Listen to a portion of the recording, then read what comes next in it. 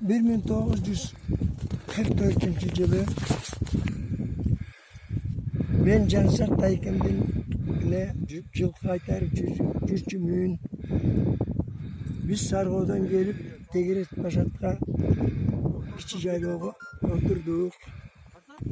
Ошол жерде бээлер саалып, кымыз кылынып, чөп чапкан, дүбөдөгү чөп чапкан элге кымыз алып барып берип турдук.